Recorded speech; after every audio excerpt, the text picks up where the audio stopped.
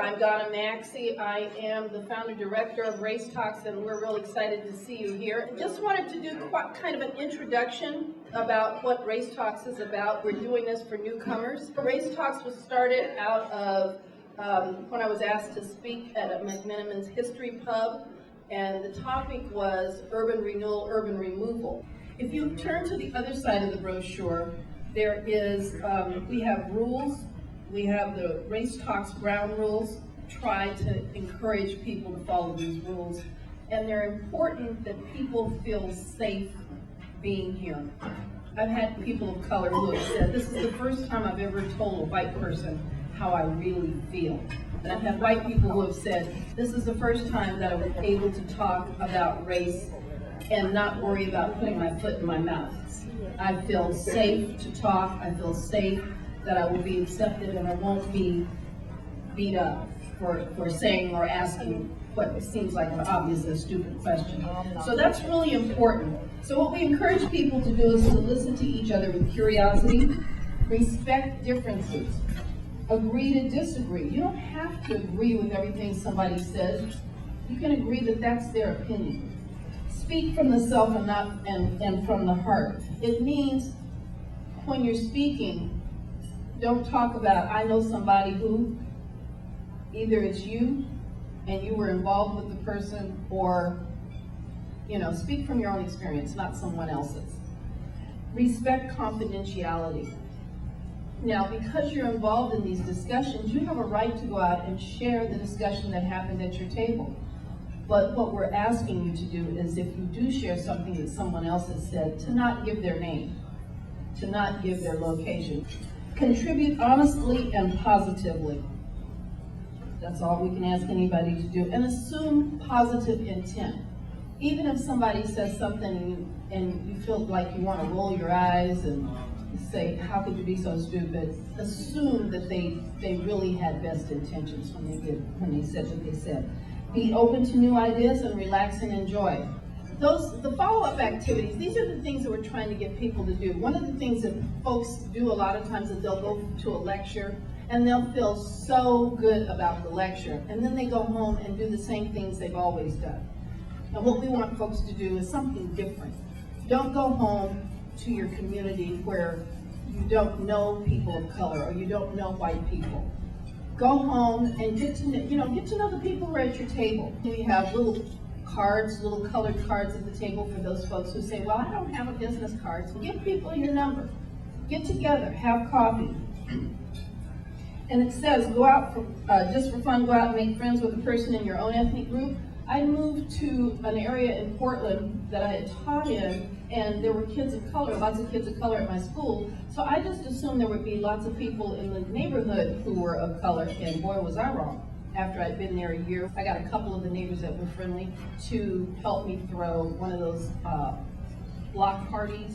So we threw one of those. We passed out flyers, 4 blocks wide, 10 blocks long, and about 50 people came. And what amazed me is that some of those people had lived in that neighborhood for 28 years and didn't know each other.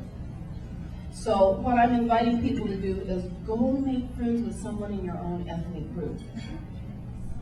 Let me ask a question. How many of you know the people on your block, 3 houses to your left, 3 houses to your right, and 3 in front of you? Now, if you know 9 houses, and when I say know, meaning you know them, you've been in their house, you got their phone number, how many people know that?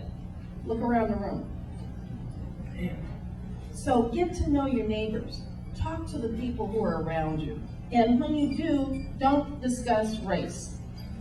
If it's a person of color, or if you're a person of color and it's a white person, don't talk about race. Just talk about what you have in common, Things like, gee, that's a nice shirt you have on. Or you just never know where it's going to lead in a discussion. You never know what you'll find out from people when you talk to them.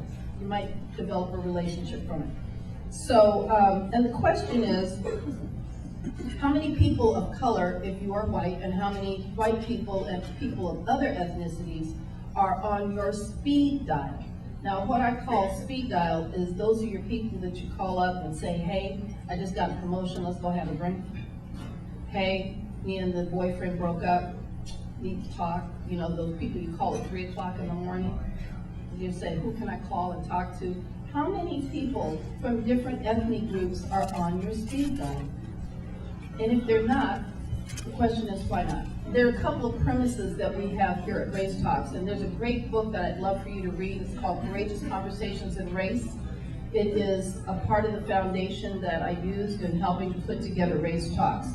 And one of the things that they talk about in Courageous Conversations in Race is that we make the assumption, we do talk about race, and white is a race, and we make the assumption that white people have privilege. And a lot of white people would say, I don't have privilege, I work my butt off. Well, yes, you do work your butt off.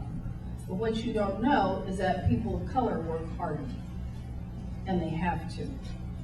And to help you kind of understand that, think of yourself as a fish. You wouldn't ask a fish, how's the water? Fish don't even know they're in water. Just like white people don't know that they have privilege. But I'm a fish too. But somebody threw me on the dock. And every so often I get to jump in the water. When I get a degree or I get a promotion or something great happens, I get to jump in the water and I'm like, wow, is this what it feels like? This is great, I'm loving this. And then next thing I know, somebody snatches me out and throws me back up on the dock. And I'm up there gasping for air. So it's not that white people don't work hard, because they do. And one of the things that really happens is that I think of life as being like a 100-meter race, and poor white people start at 0 at the starting line, all the way up to the Rothschilds, who start at 97. Those are the people who sold arms during World War II to both sides, to the Axis and the Allies, so they were making theirs no matter who. So people have different levels of privilege that they get to exercise. People of color start back behind that starting line, back to African Americans who are back at -50, and you say, why African Americans back at -50? Well, we're back at -50 because we're the most maligned group here in the United States. And if you stop and think about it, I mean, think about it. So anyway, and when we're back there, we're blindfolded, one leg tied behind us carrying a piano, and the gun goes off. And we wind up either slightly behind, even, or slightly ahead. And the question is, how do you manage to do that when you've started so far behind? And it's because you know you have to work harder. So sit back, relax, enjoy, and we will have a wonderful discussion afterwards. Thank you all for coming, and we're really excited that you're here.